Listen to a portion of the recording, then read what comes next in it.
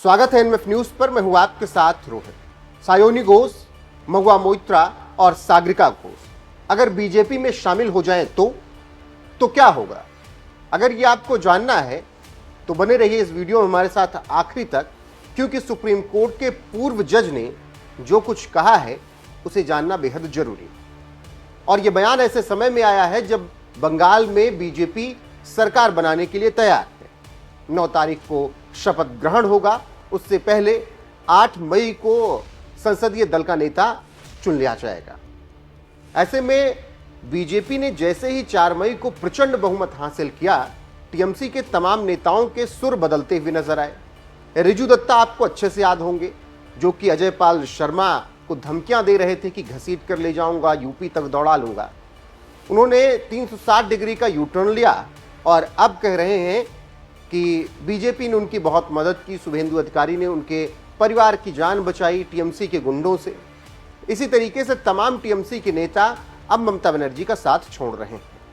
और ऐसे में अब एक बड़ा दावा कर दिया गया है सुप्रीम कोर्ट के पूर्व जज की तरफ से, और यह दावा किया गया है सागरिका घोष, सयानी घोष और महुआ मोइत्रा को लेकर। उन्होंने कहा कि अगर ये लोग बीजेपी ज्वाइन कर ले तो सब कुछ ठीक हो जाएगा।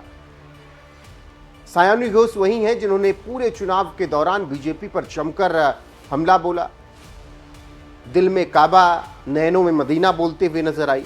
हालांकि बाद में हनुमान चालीसा का पाठ भी करते हुए नजर आई जब उन्हें लगा कि हिंदुओं का वोट उनसे दूर हो जाएगा। तो उसी वक्त उत्तर प्रदेश के मुख्यमंत्री योगी आदित्यनाथ ने कहा था कि बंगाल काबा की धरती नहीं है, यहाँ पर काली की धरती है और ये काली की ही धरती रहेगी।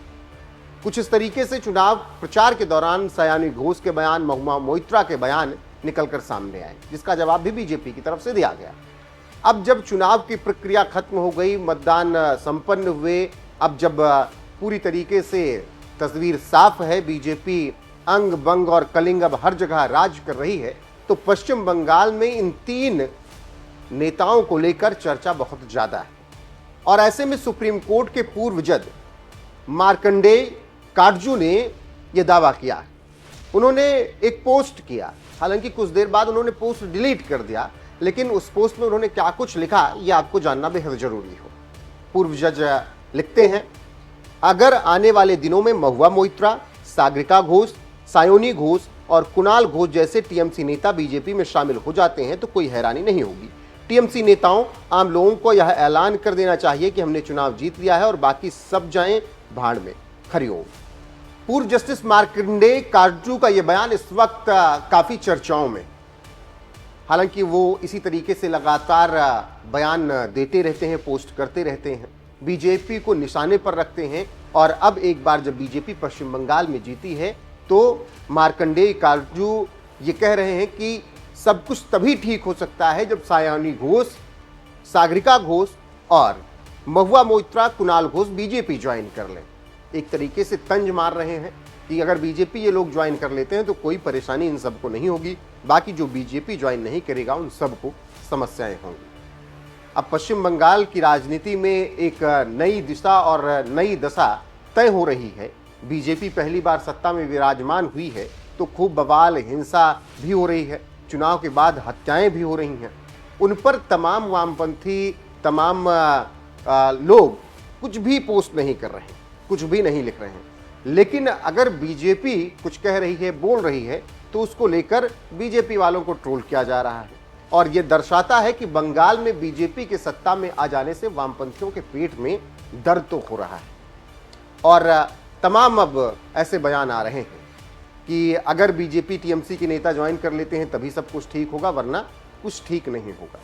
बाकी अगर बात करें बीजेपी के सत्ता में आने के बाद से, तो बीजेपी की तरफ से लगातार कहा जा रहा है कि जितने घोटाले हुए हैं उन सब की जांच की जाएगी, किसी को बख्शा नहीं जाएगा।